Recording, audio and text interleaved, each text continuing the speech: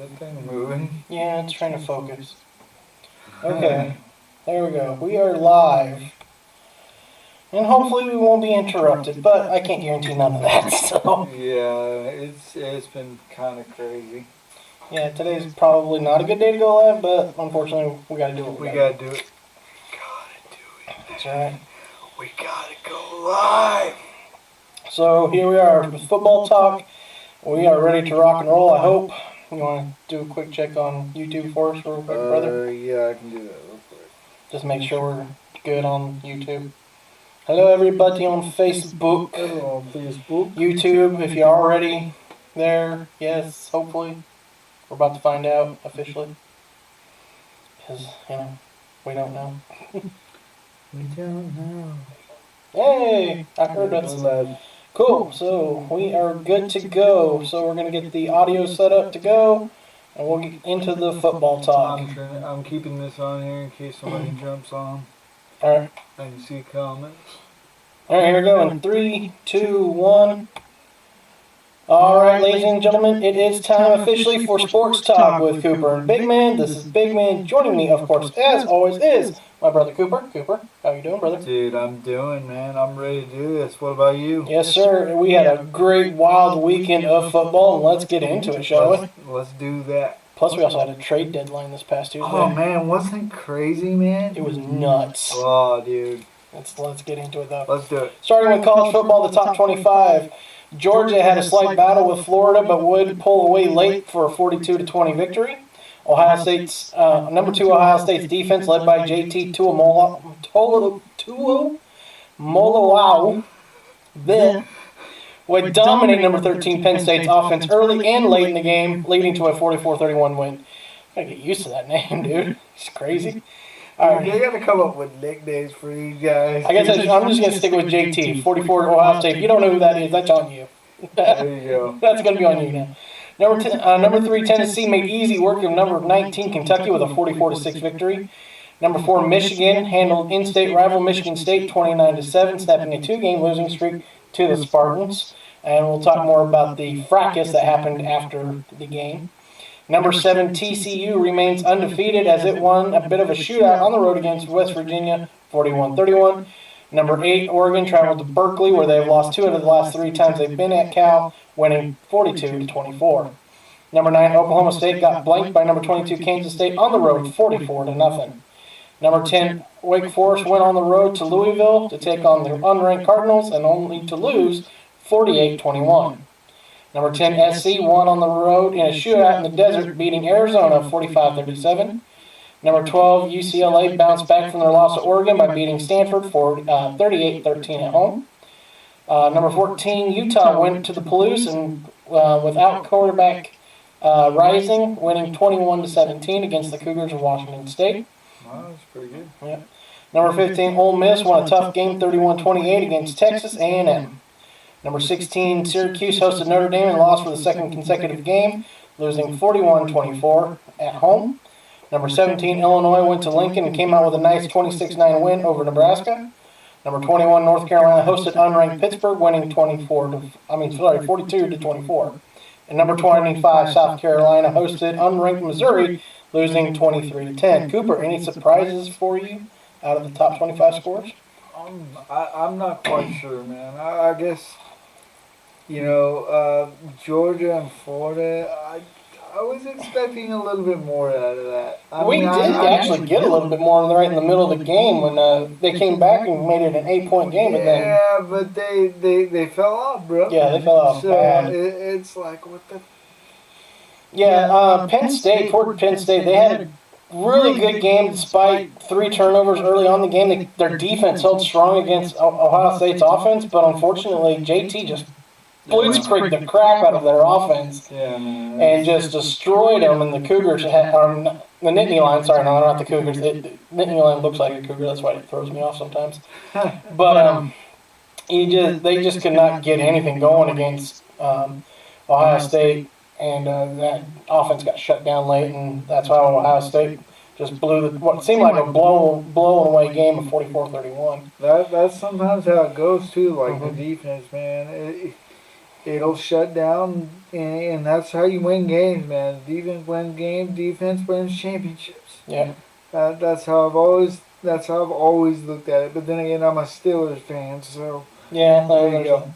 Yeah, unlike your teams, my teams, every time we've been championship contender or It's been around them, more offense. we've been let's beat most of our offense. So our defense has been good. Yeah, it's been decent. But it's never been like the Steel Curtain. We haven't had a nickname on defense since the Fearsome Foursome back in the '60s, bro. Unlike you guys were known for the Steel Curtain in the '70s, and your tough nosed defense. Of course, you guys had Chuck Noll, and then you turned around and had Bill Cowher, also major defensive guy, and then of course Mike Tomlin, now also known for being a defensive-minded coach. Mm-hmm. Are we ever going to get an offensive-minded coach, like ever? I don't care. I'd rather have it defensive, man. Or can you at least get a good offensive coordinator? I mean, we'll talk about that later, but still, I'm just saying, get something going for your offense. I think the biggest takeaway, though, had to be Oklahoma State getting blanked by Kansas State 48-0 on the road. I mean, I get it, you're on the road, but you don't even put up a point,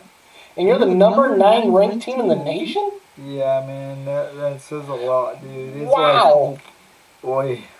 I mean, jeez, permanently. I mean, what were you boys doing the night before? That's what I want to know. What would you be doing though in Manhattan, Kansas, though? Yeah, like, it's not Manhattan. We're not talking about Manhattan, New York. You just show up to the game. Yeah, we're not talking about Manhattan, New York. We're talking about Manhattan, Kansas. Nothing's going on in Manhattan, Kansas. I mean, it is considered a college town, so I guess there's a little bit something going on. I guess there might be some little kegers or whatever. Yeah, I'm just surprised about that. But at least about the Georgia-Tennessee games lead to, of course, now a battle of the unbeatens, number 1 versus number 3. I'm basing that, of course, off the playoff rankings that just came out this past Tuesday. If you go by the AP poll, it's actually a 1 versus 2 matchup. So battle of the unbeatens. I believe it's in Athens, so it's going to be quite crazy to see if Tennessee can keep this run they've been on going. And it's a Finally, I'd have to say, because we didn't even remotely come close to presenting a challenge, a true challenge, because I don't know. The Missouri game, I know people were like, well, Missouri challenged Georgia. I think Georgia kind of went in arrogantly into that game and just assumed the Tigers would just roll over, and they realized, oh, no, they're not going to just roll over for us. And I think that's what led to that really close game. And plus, I think they were a little put off by what Kent State managed to pull on them a little bit. But now they're going to face a truly good offense in Tennessee, and it's going to be easy. It's going to be not easy, interesting to see what happens this weekend with that game, which unfortunately is on at the same time as my Ducks game. So I'll be flipping back and forth, because I want to see what happens in that game, but I also want to watch my Ducks. Which, for the love of God, you're playing Colorado, blow out Colorado. Do not make that a close game. Yeah, what's the win percentage with that again? Like ESPN had us at 95.6, I believe, to a 4.4. Yeah. Like, you can't win that, then there's something wrong with you there. That's basically, so you're telling me there's a chance. More like 1 in a million, so you're telling me there's a chance. But yeah, so it's going to be interesting. That's 7-1 versus a 1-7. I mean, we're on the road, but still. All right, so after 1 full season and 8 games into this season, Auburn has fired head coach Brian Harsin. In February, Harsin came under fire as there was what seemed like a mass exodus of players and coaches leaving the program, and some believe due to Harsin and his personality and style of coaching. This even led to an internal investigation conducted by the university, but cleared Harsin of any wrongdoing.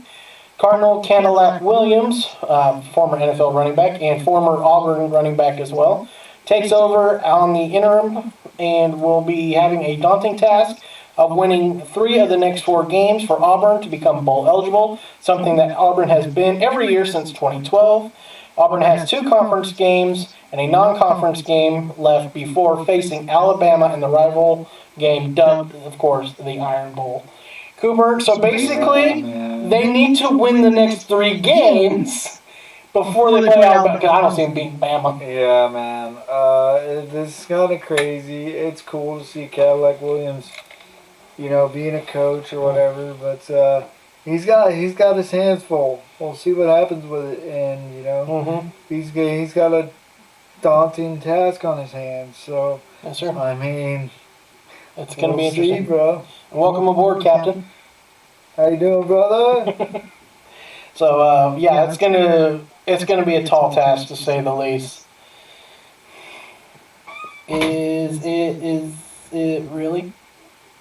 Sure, I don't know. Really? Yeah, it is. Yeah. So anyway, so it's gonna be interesting to see what happens with that. So Michigan State has suspended a total of 8 players stemming from the tunnel fight at Michigan Stadium. A bunch of Spartan players attacked a few of the Wolverine players after the game. Unfortunately, there's no other information as what led to the fight, but the ending result is the problem, as it appears mostly an assault. Some believe it is because that is the only one tunnel to and from the locker rooms, while others maintain that for nearly 100 years there was never a major incident. That's the tunnel's not the majority of the problem. So Cooper, I don't know, man. Bad blood, maybe?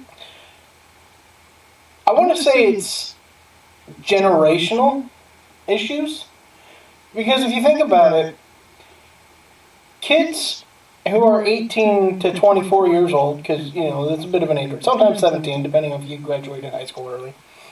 When they went to colleges in the early, 1900s to mid 1900s, even towards the 80s and 90s, you would not see these kinds of incidents because it was a respect thing. You would never do anything to, one, make your university look bad, and two, you would never do anything to make your coach look bad. Oh, yeah. Because you could also get very well punished for a lot of things. Now, and of course, we never knew about them, what could be punished for, and how the punishments went about. But now, because you see it now, how many things do you see on like YouTube and TikTok and all this of teenagers who will just randomly sucker punch the crap out of somebody out of nowhere? It's a generational thing. They don't have respect or morals now. I agree with that. Yeah. And so I get it. It is bad blood. It's like seeing so many protesters running out on the field for no reason. It's like, I mean, half the time when you're doing it, you don't know what they're doing. They're just running across the field. It's like, so, and they just don't have no respect for anything. And they don't. I mean, it's unfortunately, that's why I think that's where the problem is.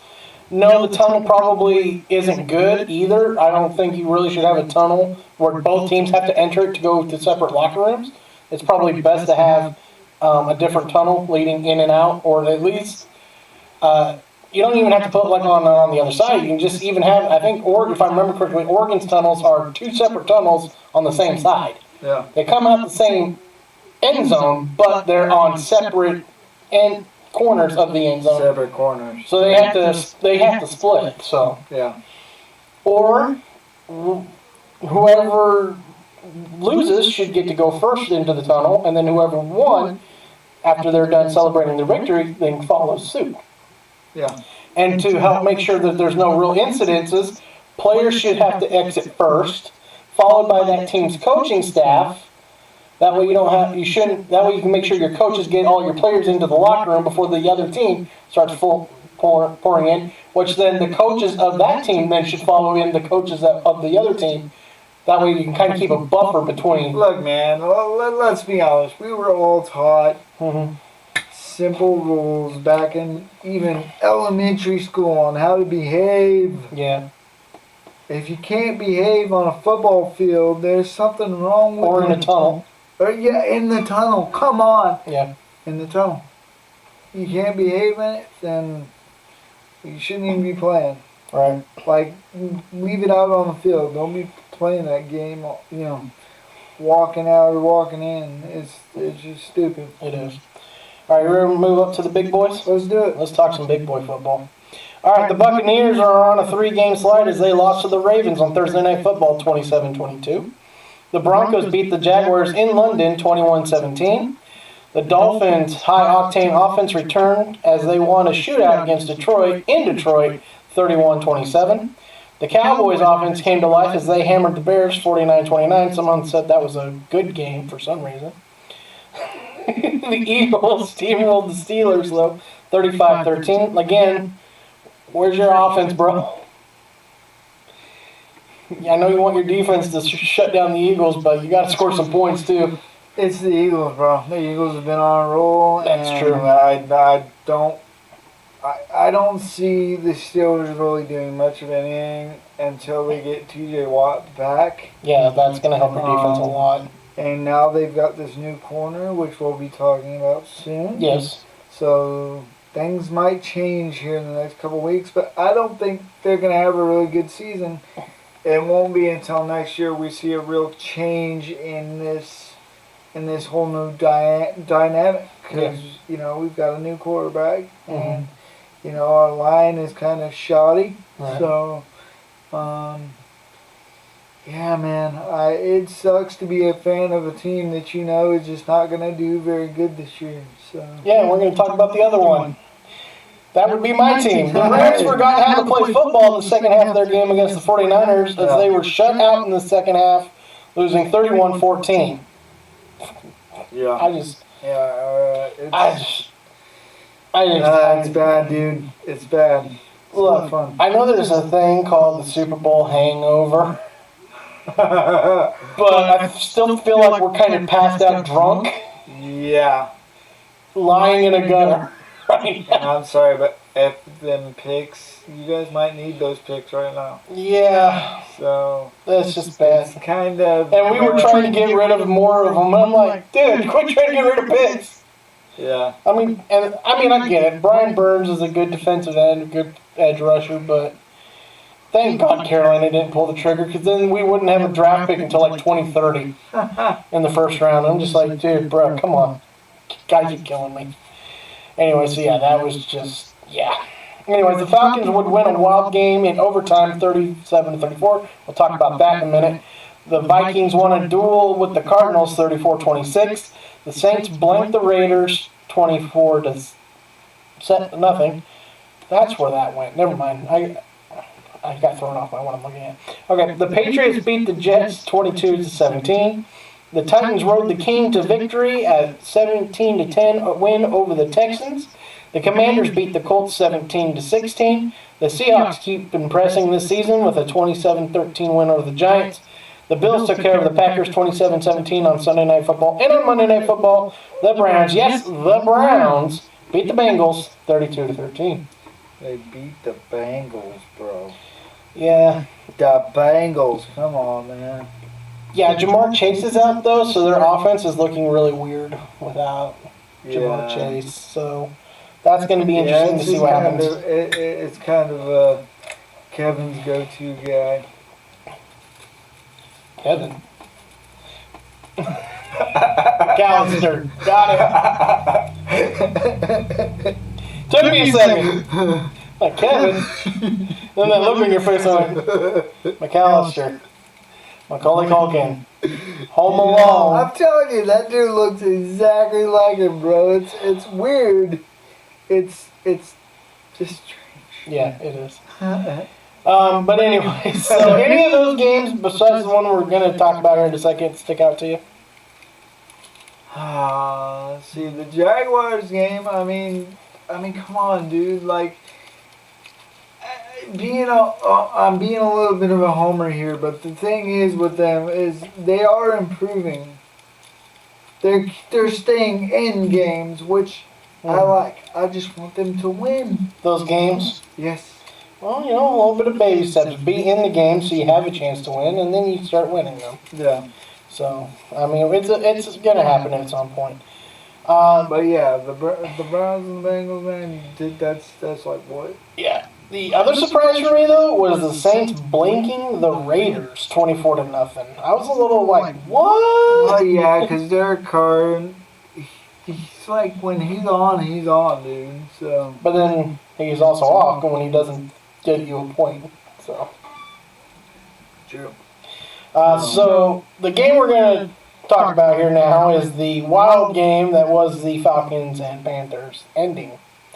So the Panthers were down 6 with under a minute to go, and with about 12 seconds to go, they hit a 60-yard touchdown that would have won them the game.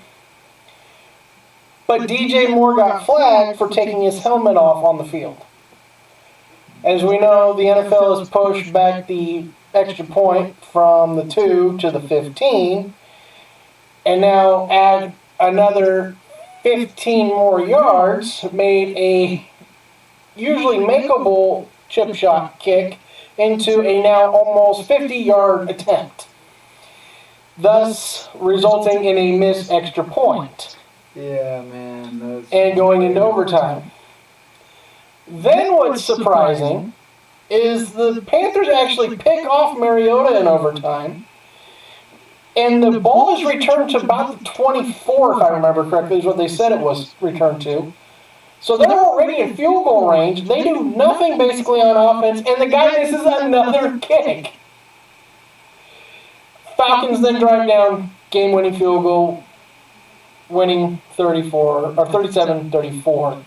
But Cooper, I went into this wholeheartedly ready to just rail DJ Moore for his error. But now I'm almost 50-50, maybe even slightly more 55-45, because the kicker missed 2 kicks. The 48-yarder I would have given you. Yeah. I would have given you that one. But the chip shot field goal to win it in overtime, I can't back you anymore on that. I can't give everything to DJ Moore. Should DJ Moore have pulled off his helmet knowing that it was going to cost them that? No. But you can't miss 2 game winners. Yeah, man. Yeah, I think he's going to be in trouble, and we'll see what happens with it, dude. I think that, maybe fined, maybe? I mean, I'm surprised the Panthers even kept their kicker. I mean, he's lucky he's still got a job, so... Yeah, I mean, DJ Moore, though, he's probably going to be fine for that, but I was so full bore, I'm like, dude, you're going to be the one that gets the blame. You should be the one that gets the blame. And a lot of people actually are still giving him the majority of the blame, but I'm just like, but you're the kicker. I understand you have to kick now a 48-yard field goal or extra point. It's a lot more different than kicking a 33-yard extra point. Yeah. Because you weren't prepared for that. Mentally, you have to now try to prepare yourself for something you weren't mentally prepared for. But then, when you miss the chip shot, like, I think it would end up being like almost exactly what the extra point should have been, around a 33 or something like that. And then you miss that. Yeah. In overtime. That's just crazy, dude. It's just like, bro, what are you doing? That's crazy. Are you ready to talk some trades? Let's do it. You want to talk about your team? Let's do it. All right. First up, the surprise was, because over the weekend we had heard that there was probably no possibility of Claypool being traded. Lo and behold, on Tuesday, trade deadline day, I get a notification across my screen, Claypool traded to the Bears. I messaged him immediately and went, we were lied to. Claypool's a Bear now. And Cooper was like, what? That wasn't what I said. That's toning it down a notch. I have to. But yeah, I was quite mad, dude. Because Claypool right now, he's getting a majority of the reps. Mm-hmm.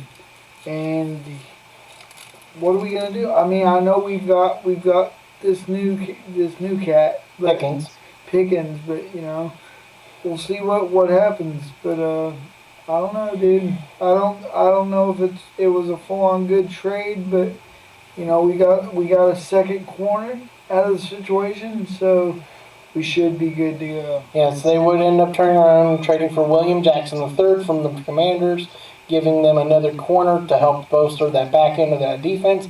That does need it. I kind of see their point, though, because Deontay Johnson, even though he's the size of a slot guy, doesn't really run the routes of a slot guy. He is a kind of a go route kind of guy. He doesn't really control the middle as well as he does as the outside. Yeah. Pickens is also not a slot guy. He is an outside guy, leaving Claypool, who is definitely not a slot guy. He's too big body. He's 6'4", 225. The dude is basically just an undersized tight end. Pretty much. But he's not slow in any means. He's still fast. Oh, yeah. I'm not trying to say he's like slow or anything, but he's just too big. You can't really run him in the slot. And you didn't have the room. He's kind of been an irritant in the locker room at times with his TikToks, which I kind of have a hard time being against him for that because he's just trying to have fun. So, and same with the same thing with Juju. He was just trying to have fun. Yeah, and bring some some life to a locker room. So I kind of don't agree with that. But at the same time, are you going to pay him though if you don't feel like he's producing for you the way he should be? And might as well give the rookie who's on a cheaper contract. Deontay Johnson's cheaper. You're gonna have to pay Deontay at some point because he's been your best receiver the past few years. Even with Juju, Juju was out for a while with injury. He was almost not even wanting to be there last year, anyways. You guys kind of ended up talking him back in, but then he got hurt, so he was missing a lot of games last year.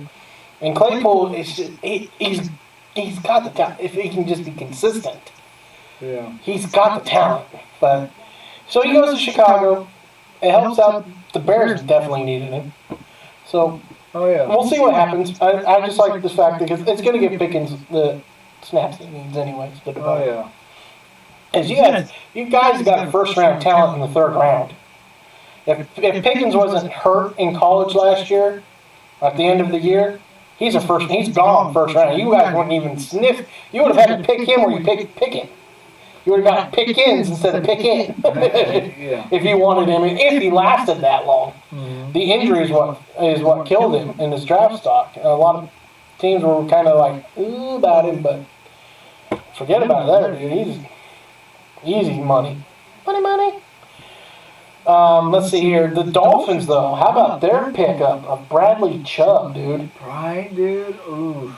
So, trying to, get their defense stout. Mm-hmm. I mean, what do I always say? Defense wins games, defense wins championships. So. And then today they signed him to a new contract extension right off the bat, a 5-year, I think $119 million. I mean, do you blame him, man? I would definitely have signed him. I would have signed him the same day I traded for him if I could. But, probably couldn't work that out exactly because he was just coming back from London. So, and he was probably already on his way to Denver at the time of the trade, if not already in Denver. So you had to get him back to Miami for a physical. Then you had to go through that whole process. And you want to get him on the practice field as soon as you can. So, because you got to get acclimated to that. But man, I was shocked. I was like, dude. So they took the, third overall pick last year. And got Jalen Waddle, Tyreek Hill, and Bradley Chubb out of it. Right? Crazy. That is insane. I mean, I'm ready for the Bills-Dolphins next game. Let's go. I want to see this game. I want to see it now. Don't make me wait. It's going to be, as long as the offensive line for the Dolphins holds up, oh boy, this is going to be fun on the bun, bro. I'm looking forward to it. It's going to be fun. Let's see. My team, of course, didn't do jack diddly. I was just like, we need offensive line, but no one's got an offensive lineman available.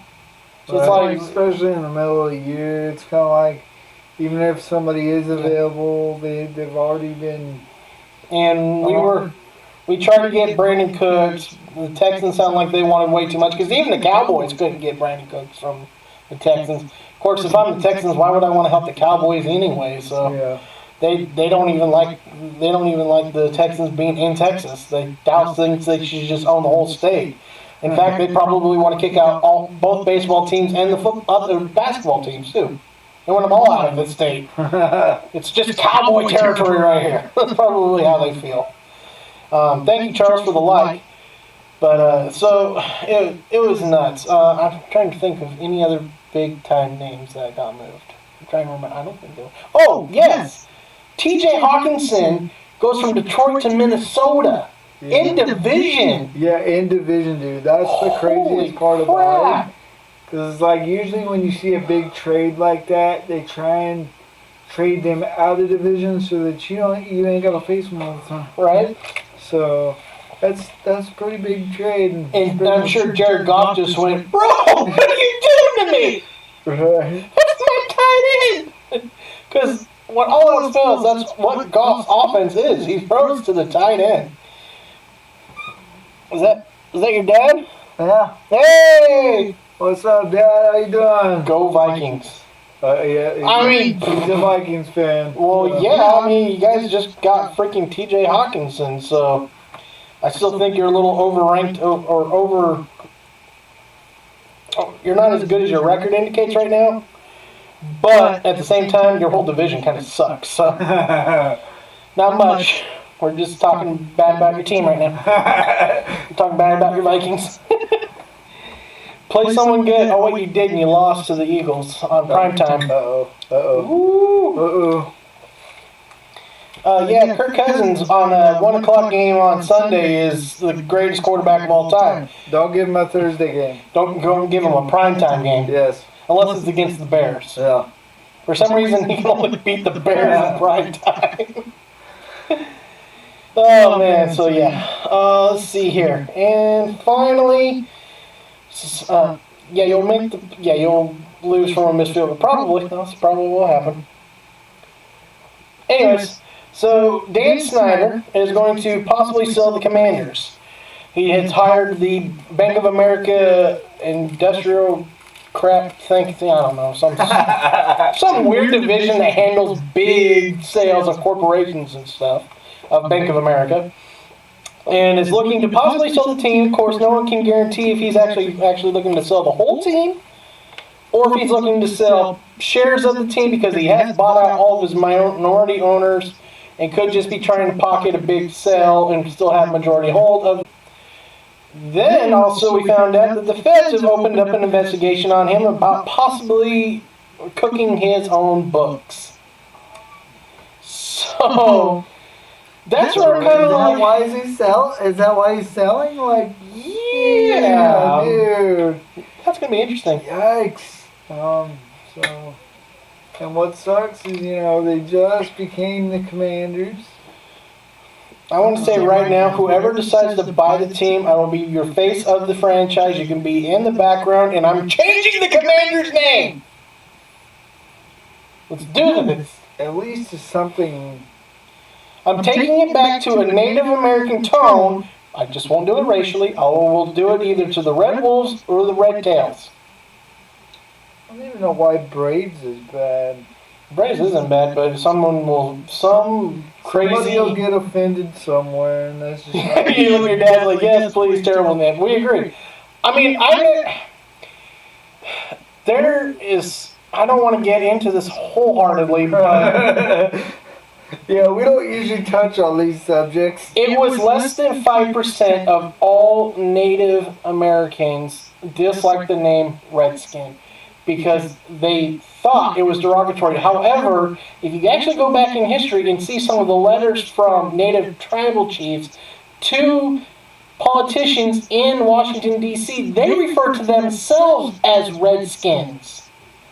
So, what are we doing here? It's generational. I mean, crap is what it really is. And I'm sorry, I've watched plenty of television and read plenty of history books to know we never really refer to them as Redskins in a derogatory term. We usually generally just call them savages. Yeah. So I was kind of sitting there going, well, why don't you just call yourself savages and keep the name and see how well they want you to go back, how quickly they want you to go back to the Redskins. Oh, man. The reason why they did it, though, I mean, think about it. They're pretty much based out of Washington, D.C.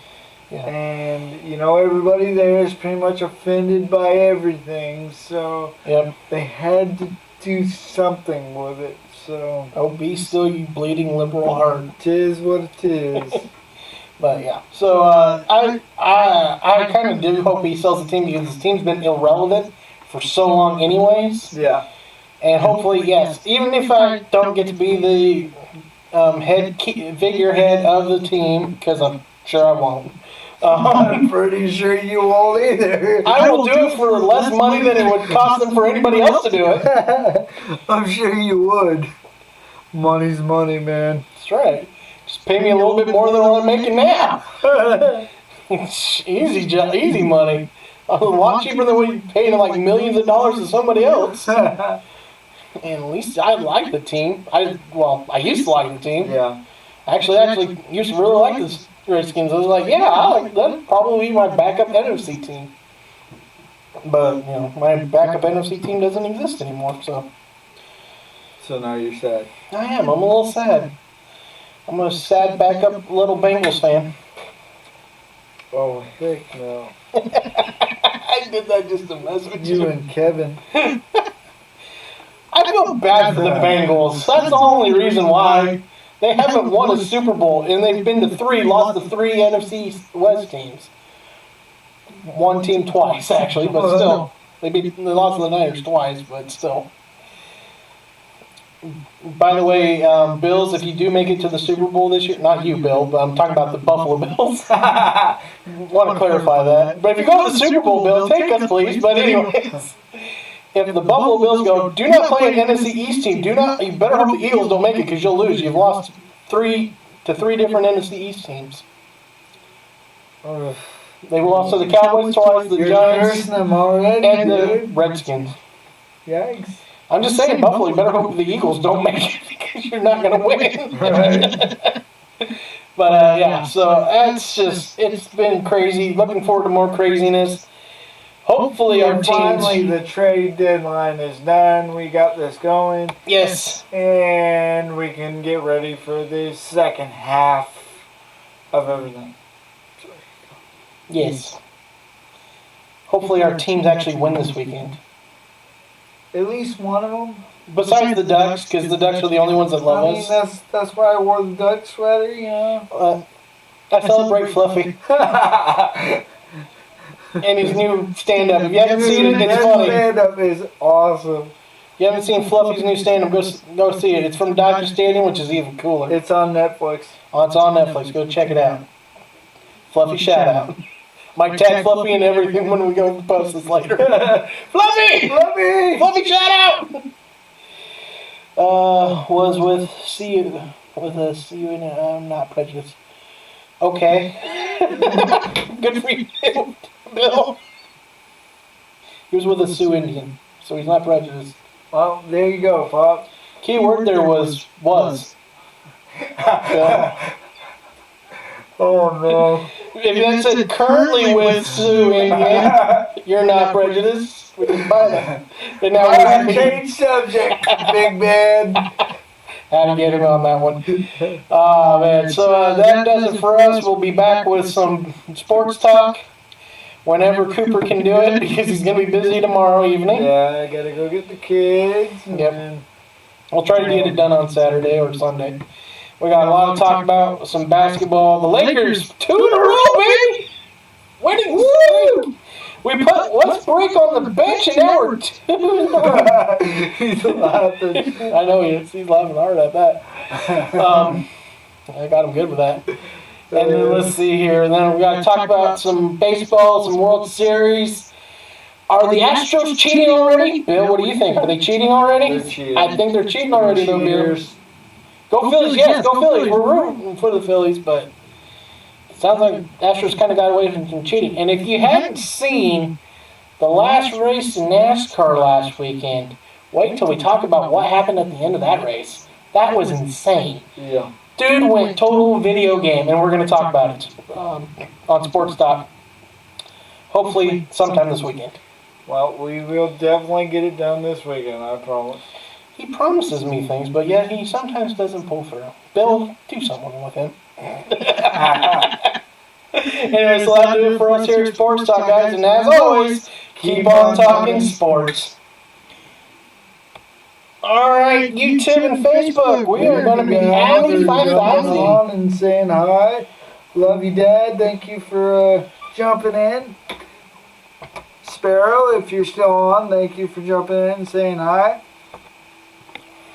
Charles, thank you for the thumbs up. We saw that earlier. Appreciate Yes, it. thank you. Yeah, see, even your dad knew that was an amazing Martinsville finish. Oh, man, but seriously, Bill, do something with that. Alright, well, I love you, and we'll see you next time. That's Cooper. That's the big man. And we are signing out. Peace out, y'all. Alright, let's turn off YouTube. YouTube, what's going on, guys? What's up, YouTube? We're about to sign out now. Nobody on YouTube but me. Just you? Just me. Well, I figured. Alright. Well, if you see this later on YouTube, good night, YouTube. Good night, YouTube.